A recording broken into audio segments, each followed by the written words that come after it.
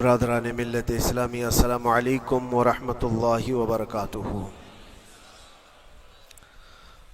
الحمد للہ وکفا وسلام علی حبیبہ المصطفیٰ، اما بعد فاعوذ باللہ من الشیطان الرجیم، بسم اللہ الرحمن الرحیم۔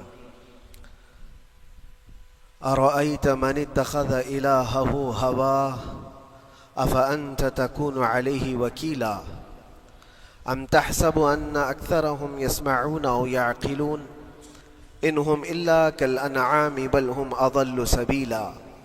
صدق اللہ مولانا العظیم۔ بارگاہ رسالت معاب صلی اللہ علیہ وسلم میں درود پاک کا ہدیہ پیش کریں۔ اللہم صلی علی سیدنا و مولانا محمد معدن الجود والکرم وآلہ واصحابہ الکرام وابنہ الکریم وبارک وسلم صلاة دائمة سرمدا ابدا۔ رب ذوالجلال قرآن عظیم میں یوں ارشاد فرماتا ہے، اے رسول کیا آپ نے نہیں دیکھا ان لوگوں کو جنہوں نے اپنی خواہشات کو اپنا خدا بنا لیا ہے، اپنی خواہشات کو اپنا معبود بنا لیا ہے، جو وہ چاہتے ہیں اسی کے پیچھے بھاگتے ہیں، اس کی عبادت کرتے ہیں۔ اور اللہ تعالیٰ فرماتا ہے، اے نبی کیا آپ ایسوں کی سفارش کریں گے اور ایسوں کے آپ وکیل بنیں گے جو اپنے خواہشات کے پجاری ہیں؟ اور اللہ فرماتا ہے ان میں سے تو اکثر ایسے ہیں کہ انہیں عقل نہیں ہے، وہ جانوروں سے بھی بدتر ہیں، جو اپنے خواہشات کے پیچھے بھاگ رہے ہیں۔ شیخ اعظم سیدنا محی الدین ابن عربی رحمۃ اللہ تعالی علیہ، ان کی کئی چیزیں لوگوں میں ایسی بھی مشہور تھی کہ شیخ محی الدین ابن عربی ایسے ایسے الفاظ بول جاتے ہیں جو شریعت میں ہوتے نہیں ہیں۔ بہت سارے مسائل ان کے ہیں، لیکن ایک بار شیخ محی الدین ابن عربی بیٹھے ہوئے تھے، کرسی پر ہیں، سامنے مریدین بھی ہیں، بہت سارے ملنے والے لوگ بھی آئے ہوئے ہیں۔ اسی اثنا میں انہوں نے ایک جملہ ایسا کہا، واقعی اگر آپ کے سامنے بھی ایسی بات آئے تو آپ بپھر جائیں۔ شیخ محی الدین ابن عربی کہتے ہیں، اے لوگوں جو تم سب یہاں میرے پاس بیٹھے ہو، تمہارا خدا میرے پاؤں کے نیچے ہوتا ہے، تمہارا خدا میرے قدموں کے نیچے ہوتا ہے۔ سب ظاہر سی بات ہے جیسے ایسا جملہ سنا تو اٹھ کر کے لوگ بھاگنا شروع ہو گئے کہ آدمی کافر ہو گیا۔ شیخ اعظم ہیں یہ حضرت محی الدین ابن عربی، جن کی بہت ساری کتابیں ہیں، تصوف میں آپ کا ایک بہت بڑا باب ہے۔ لوگ اٹھ کر کے ادھر سے ادھر چلنے لگ گئے کہ ایسے ایسے جملے بول رہے ہیں، یہ محی الدین ابن عربی کو ہو کیا گیا؟ خدا پیروں کے نیچے ہوگا؟ کفریہ جملہ ہے۔ سب تو چلے گئے، دو باقی رہ گئے جو مخصوص مریدین میں سے تھے۔ انہوں نے کہا کہ حضور جو جملے سنے ہم کو بھی کانوں پر یہ وزن لگ رہے ہیں، لیکن کیوں کہا آپ نے ایسا؟ اس کا کچھ معنی ہے؟ آپ جیسے عظیم المرتبت بزرگ سے ایسا جملہ کیسے ممکن ہے؟ انہوں نے فرمایا کہ ان سب کو بھی تو یہ پوچھنا چاہیے تھا میرے بولنے کا مطلب کیا ہے۔ فوراً بدگمانی کیا اور بھاگ گئے۔ تم دو باقی رہ گئے، میں بتاتا ہوں کہ میں نے یہ جملہ کیوں کہا تھا۔ کرسی پر بیٹھے تھے اور چٹائی نیچے بچھی ہوئی تھی یا قالین بچھی ہوئی تھی جس پر لوگ بیٹھے ہوئے تھے۔ آپ نے اپنے ان دو مریدین سے کہا یہ چٹائی اٹھاؤ۔ چٹائی اٹھائی تو دیکھا وہاں پر سونے کے چاندی کے سب سکے رکھے ہوئے تھے جو شیخ محی الدین ابن عربی کے پیروں کے نیچے تھے۔ کہا وہ جتنے آئے تھے وہ اسی کی عبادت کرتے تھے، اس لیے میں نے کہا کہ تمہارا خدا میرے پاؤں کے نیچے ہوتا ہے۔ وہ خواہشات کے پجاری ہیں، میں نے اللہ نہیں کہا۔ اللہ رب العزت وہ قادر مطلق ہے، میں نے کہا جس کی تم عبادت کرتے ہو، جس کو تم خدا بنائے رکھے ہو، وہ میرے پیروں کے نیچے ہوتا ہے۔ اور حقیقت ہے میرے عزیزوں، جنہوں نے خواہشات کے پیچھے بھاگنا شروع کیا، در حقیقت وہ اپنا خدا بنا چکے ہیں ان کو۔ کیا ایسا نہیں ہوتا ہے کہ جو بندہ ضدی طبیعت کا ہوتا ہے، چاہ لیتا ہے کہ یہ مجھے چاہیے تو چاہیے، یہ مجھے چاہیے تو چاہیے. یہ جو ضد ہے اپنی خواہش کو پوری کرنا، یہاں پر کہا گیا ہے کہ وہ اپنی خواہش کی عبادت کر رہا ہے، اس کے پیچھے بھاگ رہا ہے. اسی لیے اللہ کے نبی صلی اللہ تعالیٰ علیہ وسلم کی ایک حدیث میں آپ کو سناؤں. حضور اکرم صلی اللہ علیہ وسلم ارشاد فرماتے ہیں لا یؤمن احدکم حتی یکون ہواہ تبعا لما جئت بہ. تم اس وقت تک پورے مومن نہیں ہو سکتے جب تک کہ اپنی خواہشات کو میری مرضی کے مطابق نہیں بنا دو گے. حضور کے قدموں میں لا کر اپنی ہر خواہش کو قربان کرنا ہو. یہ نہیں کہ میری چاہت تو ایسی ہے، میں خواہش ایسی رکھتا ہوں لیکن شریعت ایسا کہتی ہے. یہ جب ٹکراؤ آیا تو سمجھ لو کہ تمہارے اندر ایمان آیا ہی نہیں ہے، تم مومن نہیں ہو. مومن وہ ہے جہاں دنیا کی ساری خواہشات وہ حضور کے قدموں پر قربان کر دیتا ہے، اس کی اپنی کوئی خواہش نہیں ہوتی. اسی لیے میں اکثر یہ کہتا ہوں ان نوجوانوں سے جن کو کچھ نصیحت کی جائے تو وہ کہتے ہیں کہ مولانا ہماری لائف ہے، ہمیں انجوائے کرنے دی جائے. یہ ابھی تو ہماری لائف ہے، ہماری اپنی لائف کو ہمیں انجوائے کرنے دیا جائے. نادان، کس نے کہا کہ تیری اپنی لائف ہے؟ تیری لائف ہے کہاں؟ زندگی یہ نہیں کسی کی کسی کے لیے، زندگی ہے نبی کی نبی کے لیے. اور نہ سمجھ مرتے ہیں زندگی کے لیے، ارے جینا مرنا ہے سب کچھ نبی کے لیے.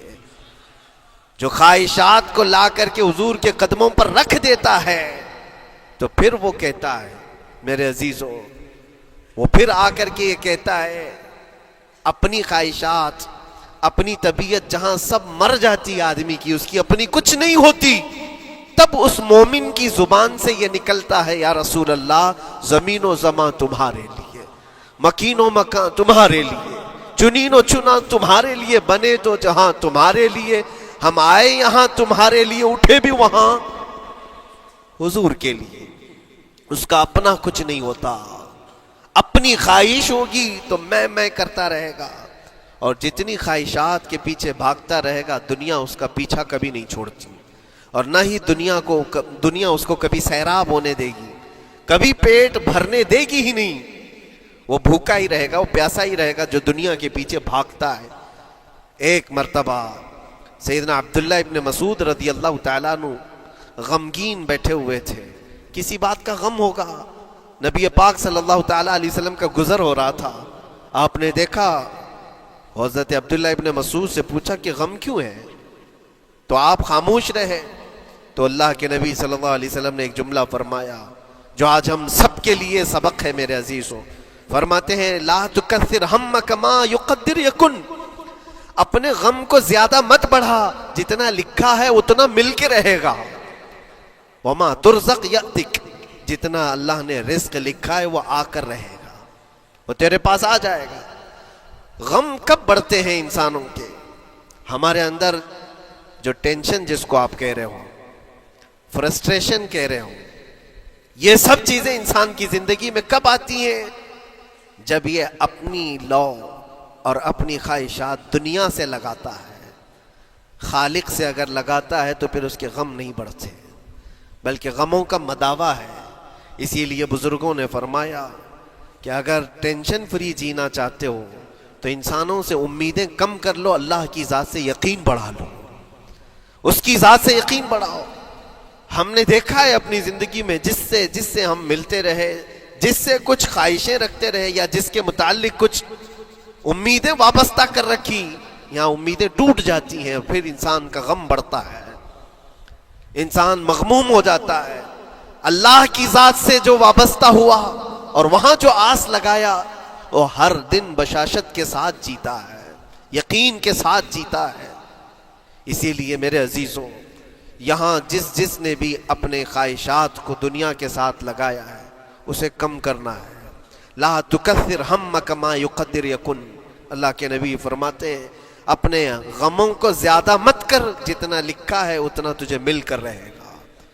اس دار فانی میں، اس عمل کی دنیا میں ہم نے اپنے بہت ساری چیزیں پھیلا رکھی ہیں. ایک چیز میں آپ کو بتاؤں کہ کبھی کبھار میں دیکھتا ہوں موبائل کو، اب سب کے ہاتھوں میں موبائل ہے، اور کبھی کبھار یہ اسٹک بھی ہوتا ہے. اچھی اچھی کمپنیوں کے موبائل بھی اسٹک ہو جاتے ہیں. یا تو کبھی بہت زیادہ بیٹری گرم ہو جاتی ہے اور موبائل بھی گرم ہونے لگتا ہے. پھر اس کا حل کیا ہے؟ ایکسپرٹ سے پوچھتے ہیں موبائل کبھی ہینگ ہو رہا ہے یا کبھی بہت بیٹری گرم ہو رہی ہے, اس کے ریزن کیا ہے؟ تو وہ ایکسپرٹ یہی بتاتے ہیں کہ اس کے اوپر اوور لوڈ ہو سکتا ہے, بہت زیادہ اس میں ڈیٹا جمع ہو چکا ہے اور پھر بیک گراؤنڈ میں ایکٹیو ہے بہت زیادہ, جس کی وجہ سے بیٹری ہارمفل ہے, بہت زیادہ گرم ہو جاتی ہے. یا تو پھر ایک ساتھ کئی چیزیں اس کے اندر ڈال دی جاتی ہیں تو اس کا پروسیس کم ہو جاتا ہے, اسٹک ہو جاتی ہے. یہ تو موبائل ہے جو تمہیں سکھا رہا ہے. یہی چیز ہے دنیا کے ہمارے اس لائف میں, ہماری زندگی میں بہت زیادہ چیزیں اگر دماغ میں آ جاتی ہیں تو پھر دماغ گرم بھی ہو جاتا ہے اور اسٹک بھی ہوتا ہے, ہر چیز سوچنے سے بھی عاری ہو جاتا ہے, صحیح طریقے کے فیصلے نہیں لے پاتا. اچھا نقصان کیا ہے اس کا؟ سیم ہم نے موبائل ایکسپرٹ سے بھی پوچھا, جب موبائل بہت زیادہ گرم ہونے لگے یا اسٹک ہونے لگے تو اس کو کیا کرنا چاہیے؟ تو ایکسپرٹس بتاتے ہیں کہ اس کے ریڈیشن بہت زیادہ ہوتے ہیں اس وقت اور یہ نقصان پہنچا سکتا ہے. جو استعمال کر رہا ہے اس کے دماغ پر بھی اثر کرے گا, آس پاس کے لوگوں پر بھی اثر کرے گا. ایک موبائل کے اوپر اگر زیادہ لوڈ آ جائے تو اس کے ریڈیشن آس پاس سب کو خراب کرتے ہیں. یہی حال انسان کی زندگی کا ہے. تمہارے دماغ کے اوپر اگر غم زیادہ بیٹھ گئے اور بہت زیادہ دماغ حاوی ہو گیا تو خود کا تو نقصان کرو گی ہی, آس پاس جتنے ہیں سب کا نقصان کرو گے. تمہاری وجہ سے تمہارے ماں باپ بھی پریشان, تمہاری اولاد, تمہارے بیوی بچے سب اس پہ ان سب چیزوں میں ملوث ہو جاتے ہیں. اب اس کا علاج کیا ہے؟ کہا گیا موبائل کو آف کر دو, ڈیٹا کم کر دو, اس کے اندر سے کچھ چیزیں ڈیلیٹ کر دو, پھر یہ اپنے نارمل حالت میں آ جائے گا. سیم آپ کے لیے بھی ہے, دماغ میں دنیا کے بہت سارے فطور بھرے ہو تو تھوڑی چیزیں ڈیلیٹ کر دو, تھوڑے دنوں کے لیے اپنی اس ایکٹیو لائف کو روک دو اور آ جاؤ اللہ کی بارگاہ میں اور آنکھ بند کر کے اس کی طرف لو لگاؤ.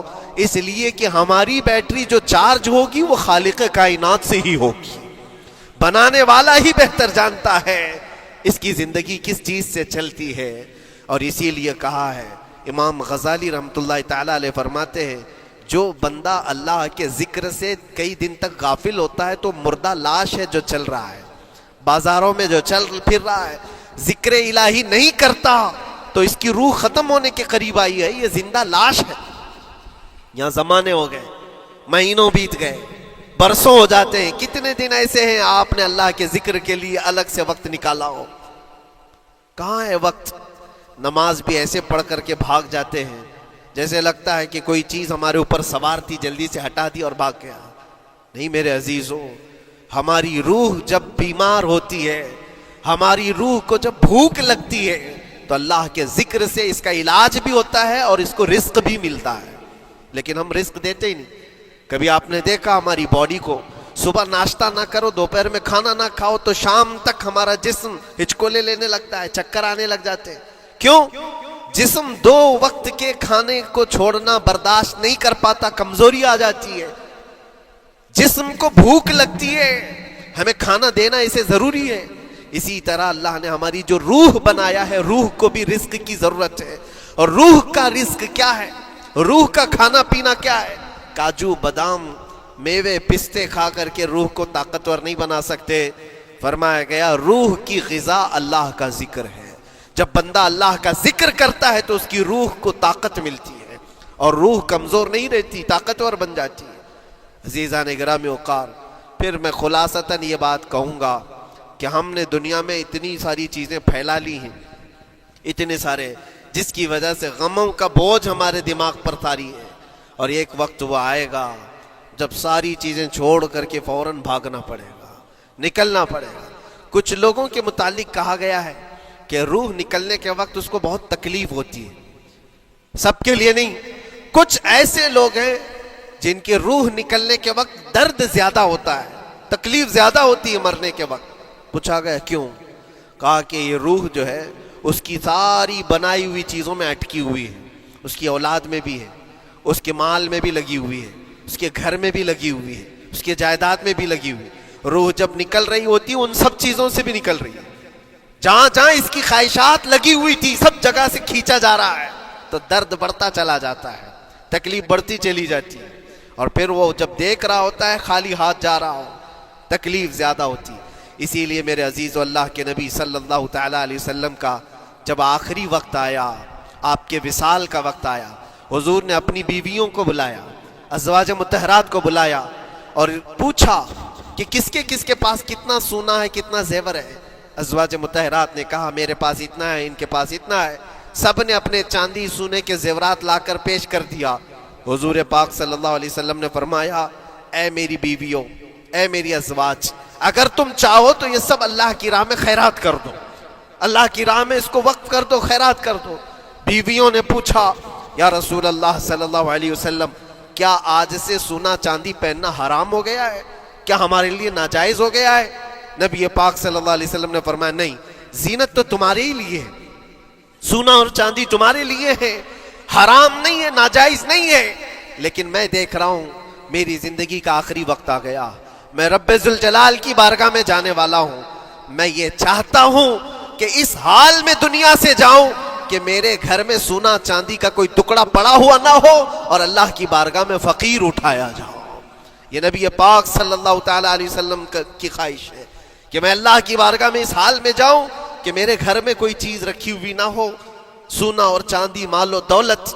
کیونکہ میرے عزیزوں اسی سے اندازہ کرو انسان اپنی خواہشات میں اتنا گھر جاتا ہے کہ اس سے نکلنا اس کے لیے مشکل ہوتا ہے، اور روح نکلنے کے وقت یہی تو تکلیف ہوتی ہے کہ کہاں کہاں کیا کیا بنایا تھا، کتنا جمع کیا تھا، حساب کرتے کرتے اس کی روح نکل جاتی ہے۔ ہم نے دیکھا ہے، میں اپنا ایک تجربہ بتاتا ہوں، عمرہ سے ہم واپس آ رہے تھے، 40 لوگوں کا قافلہ تھا، ایئرپورٹ پر پہنچے، بہت تاخیر ہو چکی تھی اور فلائٹ کا وقت بہت کم رہ گیا تھا، اور حاجی لوگ ماشاءاللہ جاتے ہیں تو خوب بھر بھر کر کے سامان بھی لیتے ہیں، کیا کیا سامان تھے سب کے پاس، اور ہمارا بار بار جانا آنا ہوتا ہے، میں کبھی کوئی زیادہ چیزیں رکھتا نہیں۔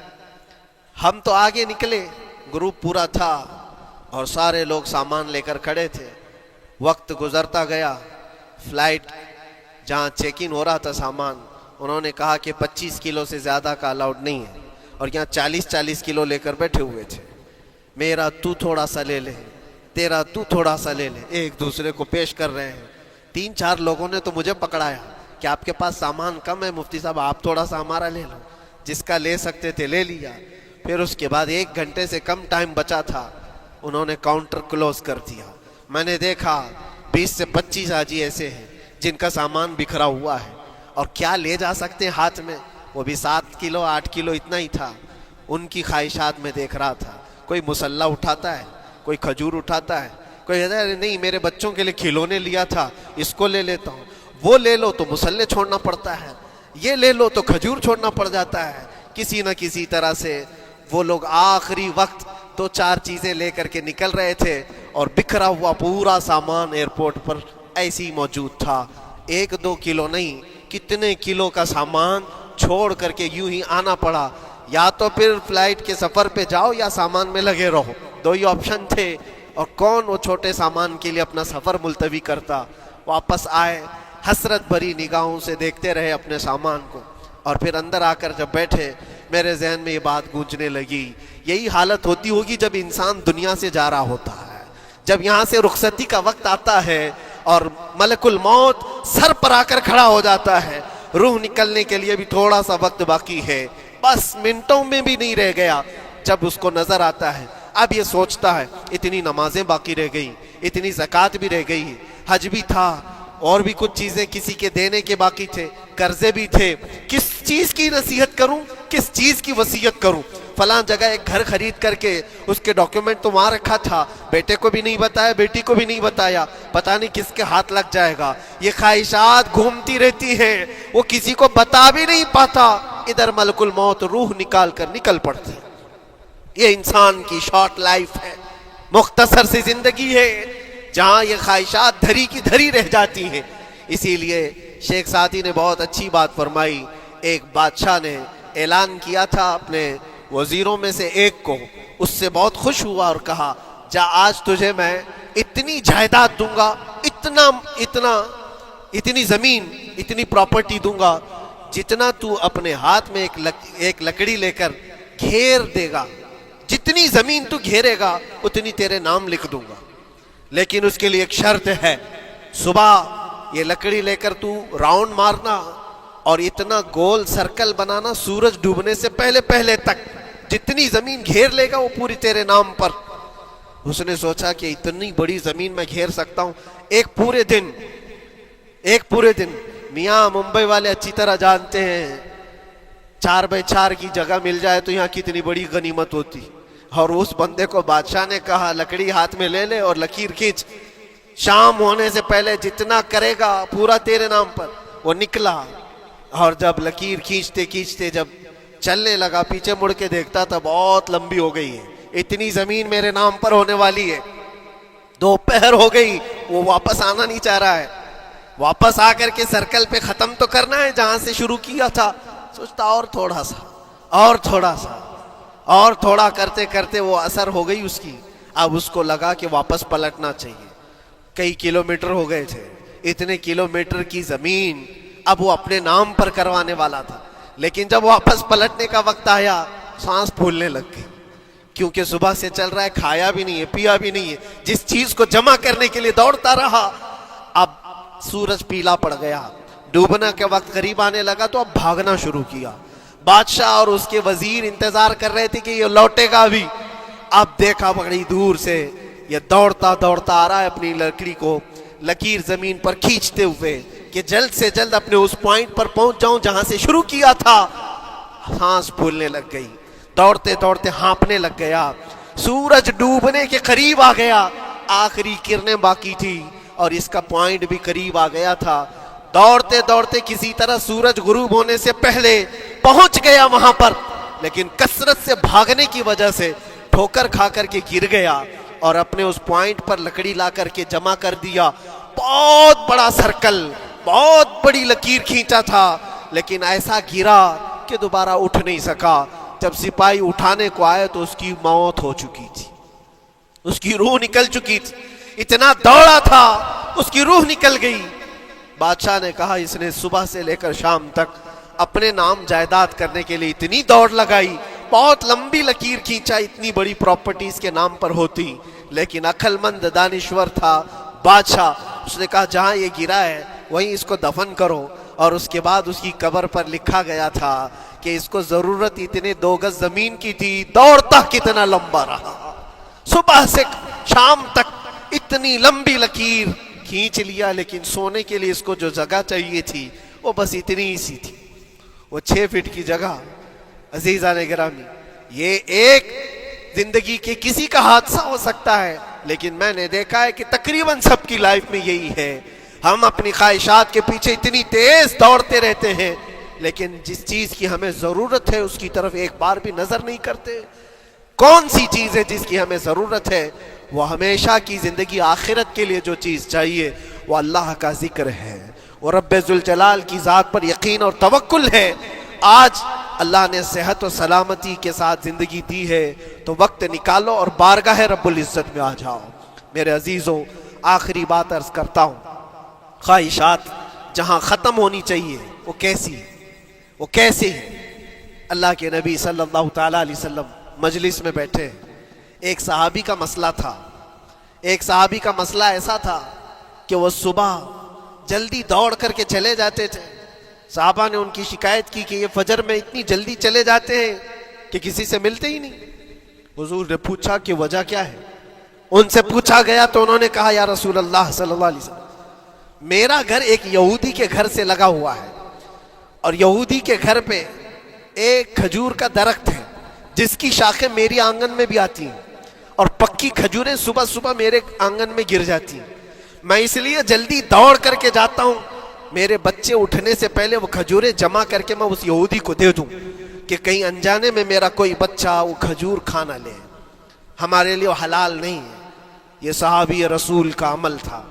اللہ کے نبی صلی اللہ علیہ وسلم نے فرمایا اپنے بچوں کو حلال کھلانے کے لیے اتنی فکر۔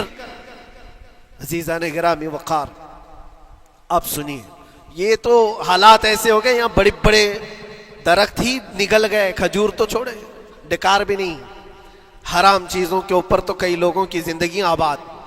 خیر, حضور پاک صلی اللہ علیہ وسلم نے ان کا مسئلہ دیکھ کر کے, ان کی تکلیف کو دیکھ کر کے اپنے صحابہ میں اعلان کیا, کوئی ہے جو اس یہودی کا درخت خرید کر کے میرے اس صحابی کو دے دے, میں اسے جنت میں پورا باغیچہ عطا کروں,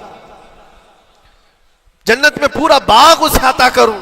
صحابہ ظاہر سی بات ہے, ایک بار حضور نے فرمایا تو پھر اس کو حاصل کرنے کے لیے ایسی دوڑ لگتی تھی, سب گئے میں حاصل کر لوں, میں حاصل کر لوں. اب اس یہودی کو منانا تھا کہ تو ایک درخت جو ہے اپنے پڑوسی کو بیچ دے, آنگن میں اس کے ہے, بیچ دے. اب اس کو لگا کہ ان لوگوں کی ضرورت ہے, مجبوری ہے, تو وہ بھی اکڑ کر بیٹھا کہ مجھے بیچنا نہیں, مجھے دینا نہیں. اب سنیے میرے عزیزوں, مدینے میں ایک صحابی ہیں ابو دحداح, اللہ اکبر, کبھی میں پڑھتا ہوں تو حیرت ہوتی ہے. ابو دحداح مدینے کے اس صحابی کا نام ہے جن کا باغیچہ پورے مدینے میں سب سے مشہور ہے, ان کی کھجوریں سب سے مہنگی کھجوریں. اوالی مدینہ آج بھی مشہور ہے, جہاں کی اجوا کھجوریں بہت پسند کی جاتی ہیں. ابو دحداح کا باغیچہ بنا ہوا تھا, بڑا خوبصورت تھا, لوگ مثال دیتے تھے, تعریفیں کیا کرتے تھے, ابو دحداح کا باغیچہ مدینے میں سب سے قیمتی باغیچہ ہے. ابو دحداح حضور کی بارگاہ میں آتے ہیں, کہتے ہیں یا رسول اللہ صلی اللہ علیہ وسلم, اگر میں اس ایک درخت کو خرید کر کے وقف کر دوں تو کیا میرے آقا مجھے بھی ملے گا جنت میں؟ اللہ کے نبی نے فرمایا جو میں نے وعدہ کیا ہے وہ تجھے بھی عطا کیا جائے گا. ابو دحداح کہتے ہیں اس یہودی کے پاس سیدھے آتے, کہا کہ تو ایک درخت بیچ دے گا, بدلے میں تجھے بہت اچھی قیمت دیتا ہوں. اس نے کہا کیا دو گے؟ کہا مدینے میں ابو دحداح کا باغیچہ تمہیں پتا ہے؟ اس نے کہا ہاں جانتا ہوں, نام بہت سنا ہوا ہے.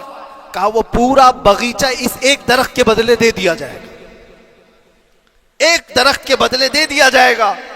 اس یہودی نے کہا کیا مذاق کر رہے ہو, یہ کیا مذاق ہے؟ میرے آنگن میں اگے ہوئے ایک درخت کی وجہ سے ابو دحداح کا اتنا قیمتی باغیچہ دے دیا جائے گا, یہ کیسے پاسبل ہے؟ اس صحابی نے کہا اللہ کے نبی کی بات ہے, ہم مذاق نہیں کرتے, ہمارے لیے وہ ایک باغیچہ کیا ایسے 70 باغیچے ہوں, نبی پاک کی بات پر ہم سب عطا کر دیں, سب ہم وقف کر دیں. اس یہودی نے کہا کہ ان کی تو مت ماری گئی ہے مسلمانوں کی, یہ دیکھو اپنے نبی کی بات پر اتنا قیمتی باغیچہ مجھے دینے کو تیار ہے. اور پھر اس نے سوچا سودا بھی تو اچھا ہی ہے, باغیچہ تو ملے گا ہی, لیکن جو میں درخت بیچ رہا ہوں یہ جائے گا کہاں؟ یہ بھی تو میرے آنگن میں ہی رہنے والا ہے. درخت اگر کوئی خرید لیا تو ایسا تو نہیں ہے کہ یہ درخت وہاں جائے گا, یہ تو میرے آنگن میں ہی ہے. سودا کر لیا. کہا بات اگر سچی ہے تو میں یہ درخت اپنے پڑوسی کو جو تمہارا دوست ہے مسلمان اس کو دے رہا ہوں, بدلے میں مجھے ایک باغیچہ دے دو. ابو دحداح نے اسی وقت لکھ کر کے دے دی, یہ باغیچہ تیرے نام کا ہے. سوچو میرے عزیزوں, جس کو سینچا ہو محنتوں سے, جس باغیچے کو سجایا ہو, وہ راستے میں کھڑے ہو کر کے اس کا سودا کر رہے ہیں. کس بات پر؟ حضور پاک کی بات تھی, رسول اللہ کا فرمان تھا. آئے, ان کی بیوی ان کے بچے, باغیچے میں ہی گھر بنا ہوا تھا, نہایت ٹھنڈا گھر ہوا کرتا تھا, وہ لوگ سکون کے لیے وہاں بیٹھتے تھے. ابو دحداح اپنے باغیچے کے دروازے پر آئے, پھاٹک پر, اندر نہیں آتے, باہر کھڑے ہو کر کے اپنی بیوی کو پکارتے. ام دحداح پوچھتی ہے, وہ آواز آتی ہے کیا ہوا اندر کیوں نہیں آتے؟ باہر کھڑے ہو کر ابو دحداح کہتے ہیں بیگم باہر آ جا, یہ باغیچہ بک چکا ہے, اب ہمارا نہیں ہے, سامان لے, بچے لے اور باہر آ جا. بیوی نے کہا یہ کیسے اچانک؟ نہ کچھ کہا نہ کچھ بتایا. لیکن وہ عورتیں دنیا دار عورتیں نہیں تھیں. وہیں سے اندر سے کہتی ہے ابو دحداح میرا تم پر یقین ہے, اگر سودا کیا ہوگا تو بہت بھاری سودا کیا ہوگا, ورنہ ابو دحداح کا باغیچہ مدینے میں بیچے جانے کے قابل نہیں ہے. کون ہے جو اس کی قیمت لگائے گا؟ میرا گمان یہ ہے کہ میرا شوہر اگر سودا کیا ہوگا تو بہت اونچا سودا کیا ہوگا.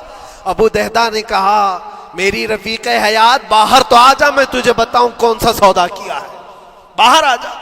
بچوں کو لیتی, اپنا سامان سمیٹتی ہے, اور اسی وقت باغیچہ چھوڑ کر کے باہر نکل آئی. ابو دہدا سے پوچھتی ہے یا اچانک سودا کرنے کی کیا ضرورت پیش آئی؟ یہ اس طرح سے اچانک تم نے سودا کر لیا اور مجھے باہر بلایا، کیا سودا کیا، کتنے پہ بیچا؟ ابو دہدا نے کہا میرے ہاتھ میں پیسہ تو 1 روپیہ نہیں، 1 درہم نہیں ہے۔ کہا پھر کتنے میں بیچا؟ کہا اندازہ بھی نہیں کر سکتی۔ اللہ کے نبی نے فرمایا میرے اس صحابی کے لیے جو ایک درخت خرید کر کے دے دے اسے میں جنت کا باغیچہ عطا کروں گا۔ میں نے اپنے دوست مسلم بھائی کے لیے اس کا درخت خرید کر کے وقف کیا ہے اور بدلے میں اس یہودی کو یہ باغیچہ دے دیا ہے۔ بیوی وہ نہیں تھی جو یہ کہتی کہ مت ماری گئی ہے تیری، گھر بیچ کے آ گیا، فلاں کر کے آ گیا۔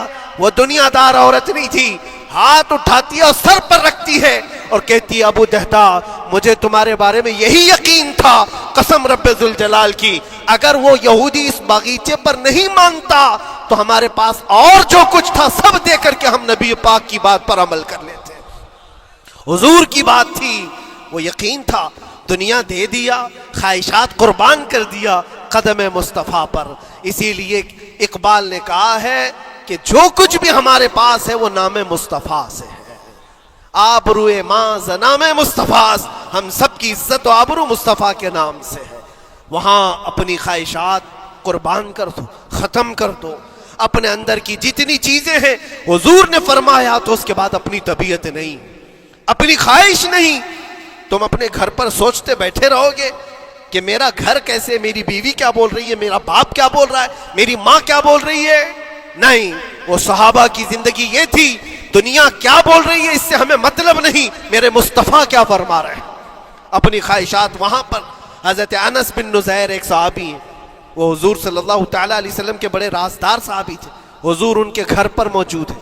مکہ سے ایک لیٹر آیا، جنگوں کی وہ لوگ تیاری کر رہے تھے، اور انس بن نزیر کون ہے؟ یہ ان کی بیوی جو تھی انس بن نزیر کی، اپنی بیوی سے بہت محبت کرتے تھے، بلکہ عشق کرتے تھے، عشق کرتے تھے اپنی بیوی سے، اور عشق میں ان کی شادی بھی ہے، اپنی بیوی کو بہت چاہتے تھے۔ اب سنو، مصطفیٰ کریم صلی اللہ علیہ وسلم انس بن نزیر کے گھر پر ہے، مکہ سے ایک قاصد آیا اور رازدارانہ طور پر ایک خط دیا، کہا مکہ والے جنگوں کی تیاری کر رہے۔ حضور نے خط کو پڑھوایا اور انس بن نزیر سے کہا انس یہ بات تیرے اور میرے بیچ میں راز ہے، کسی سے نہیں کہنا، جب تک میں نہ کہوں اس خط کا ذکر کسی سے نہ کرنا۔ انس بن نزیر نے کہا اے اللہ کے نبی آپ کا حکم، اس کے بعد میری زبان نہیں کھلے گی۔ خط کو بند کر دیا، رکھ لیا۔ حضور جب تشریف لے گئے گھر سے، ان کی بیوی، ان کی محبوبہ، ان کی رفیق حیات جس کو بہت زیادہ چاہتے تھے آئی، کہا انس رسول اللہ گھر پر آئے تھے، کچھ راز کی بات چل رہی تھی، کیا بات چل رہی تھی؟ انس بن نزیر نے کہا دیکھ میری بیگم، محبت اپنی جگہ پر، وہ میرے مصطفیٰ کا راز، وہ میں نہیں شیئر کر سکتا، وہ نہیں بتا سکتا۔ بیوی ہنس کر کہتی تم نہیں بتاؤ تو کوئی بات نہیں، میں نے تو دیوار کے پیچھے سے سن لیا ہے، مکہ والے جنگوں کی تیاری کر رہے ہیں، خط آ گیا ہے۔ انس بن نزیر نے اپنی بیوی سے اتنی بات سنی، سیدھے جا کر کے گلا پکڑ لیا، گردن کو دبوچ دیا اور کہا اس وقت تک میں تیری گردن نہیں چھوڑوں گا جب تک میرے مصطفیٰ کا فرمان نہ آ جائے۔ گردن پکڑ لیا اس عورت کی جس کو سب سے زیادہ یہ چاہتے تھے، لے آئے حضور کے پاس، کہا یا رسول اللہ معاف کر دیں، آپ کا راز تھا، میں نے تو نہیں بتایا، مگر میری بیوی نے دیوار کے پیچھے سے سن لیا اور اس لیے میں اس کی گردن پکڑ کر کے لایا ہوں کہ کہیں میں مجرم نہ بن جاؤں، نبی پاک کا راز افشا کرنے والا میں مجرم نہ بن جاؤں۔ آقا اگر آپ حکم فرمائیں تو میں اس کو ختم کر دوں یا اس کو طلاق دے کر کے آزاد کر دوں، آپ کے فرمان پر میں کامل عمل کر سکوں۔ اللہ کے نبی نے فرمایا انس چھوڑ دے گردن، جس طرح تو ہمارے راز کی حفاظت کرتا ہے یہ میری صحابیہ ہے، یہ بھی میرے راز کی حفاظت کرے گی۔ اس کے بعد ہاتھ چھوڑ دیا اور اپنی بیوی سے کہا کہ دیکھ میری محبت، میرا عشق اپنی جگہ پر، بات جب مصطفیٰ کی آئے گی پوری کائنات کو میں چھوڑ دوں گا، میرے مصطفیٰ کی بات کو عمل کروں گا۔ اور اس بیوی نے بھی یہی کہا انس اگر تو مجھے راز بتا دیتا حضور کا، عشق میں ڈوب کر کے، محبت میں ڈوب کر کے، تو جو گلا تو نے میرا پکڑا کل میں تیرا گلا پکڑ کر حضور کے پاس لاتی کہ حضور یہ آپ کی غلامی کے قابل نہیں ہے۔ یہ ان کا کمال درجے کا ایمان تھا، اپنی خواہشات کو قربان کر دیا۔ ایک مدینے کی خاتون ایسی ہے، سب سے زیادہ حسین و جمیل لڑکی ہے، حضور کے پاس ایک حبشی کالے رنگ کے صحابی ہیں، آئے کہا یا رسول اللہ مجھ سے کوئی شادی نہیں کرتا۔ حضور نے فرمایا کہ جا میں تیری شادی کے لیے ایک جگہ پر پیغام بھیجتا ہوں، اور بھیجا اس لڑکی کے گھر۔ انصاری صحابی کی ایک لڑکی اتنی خوبصورت ہے مدینے میں، ان کے گھر بھیجا۔ یہ تو حبشی قسم کے تھے، یہ ایک پیغام لے کر کے جب آئے، ماں باپ باہر بیٹھے ہوئے، لڑکی اندر ہے۔ ماں باپ نے دیکھا کیوں آئے ہو؟ کہا میں پیغام لے کر آیا ہوں۔ کس چیز کا؟ آپ کی بیٹی سے نکاح کا۔ کس نے بھیجا؟ کہا اللہ کے رسول نے۔ ماں اور باپ ہیں، شکل و صورت دیکھی اور ان کی حسینہ بیٹی۔ کہا ٹھیک ہے تم جاؤ واپس، ہم حضور سے بات کر لیں گے۔ اتنا ہی کہا، ٹال دیا ہوگا۔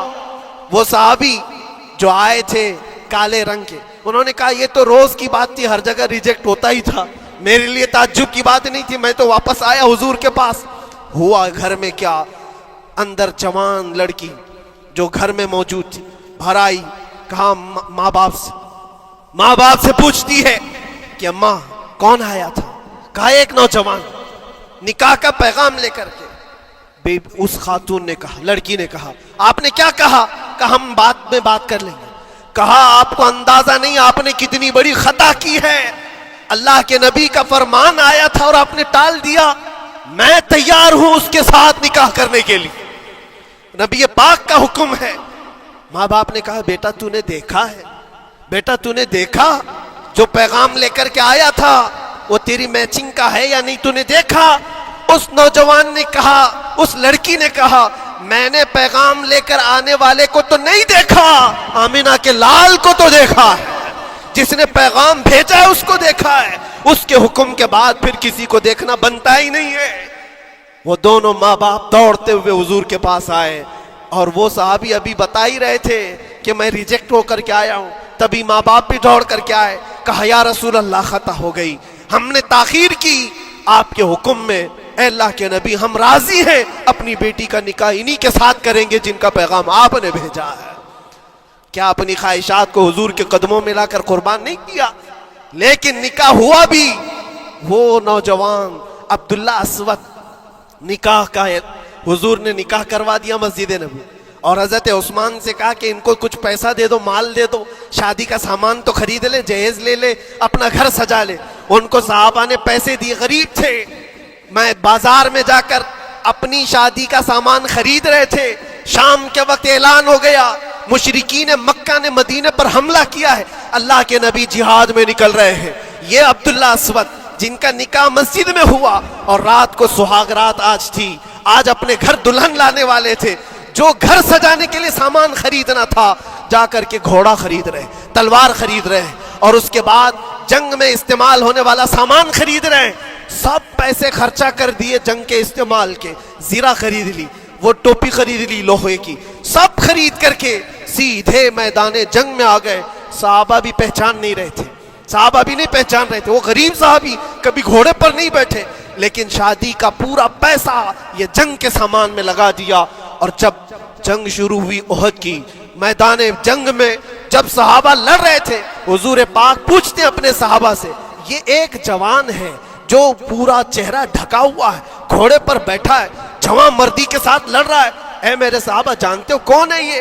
صحابہ غور سے دیکھتے اور کہتے یا رسول اللہ یہ مدینے کا نہیں لگتا، ہمارے آپس کا نہیں ہے، کہیں باہر سے آیا ہے۔ حضور نے فرمایا جا کے غور سے دیکھو، اس کی کالی کالی کونیوں سے میں پہچان رہا ہوں، وہ میرا عبداللہ اسود ہے، آج میں نے اس کو شادی کے لیے پیسے دیے تھے، وہ سارے پیسوں سے یہ جنگ کا سامان خرید کر کے لایا ہے۔ شام ہونے سے پہلے خبر آئی عبداللہ اسود کو ظالموں نے شہید کر دیا تھا، قتل کر دیا تھا، اور وہ مٹی میں گرے ہوئے تھے۔ حضور خود چل کر کے آئے، عبداللہ اسود کے پاس آ کر کے بیٹھتے ہیں اور سر اٹھا کر کے اپنی گود میں رکھتے ہیں، چہرے سے دھول کو صاف کرتے ہیں، اور پھر فرماتے ہیں اللہ کے کچھ بندے ایسے ہیں جو اللہ سے کیا ہوا وعدہ پورا کر کے دکھاتے ہیں، ساری دنیا ایک طرف، فرمان مصطفیٰ ایک طرف۔ میرے عزیزوں، یہ خواہشات کی قربانیاں ہیں جب جا کر کے ایمان تکمیل پاتا ہے۔ بس اخیر میں اتنا کہوں گا، ہمارا ایمان صرف اتنا ہونا ہے، انہیں جانا انہیں مانا، نہ رکھا غیر سے کام، للہ الحمد میں دنیا سے مسلمان گیا۔ اٹھو قوت عشق سے ہر پست کو بالا کر دو، دہر میں نام محمد سے اجالا کر دو۔ وآخر دعوانا الحمدللہ رب العالمین۔ السلام۔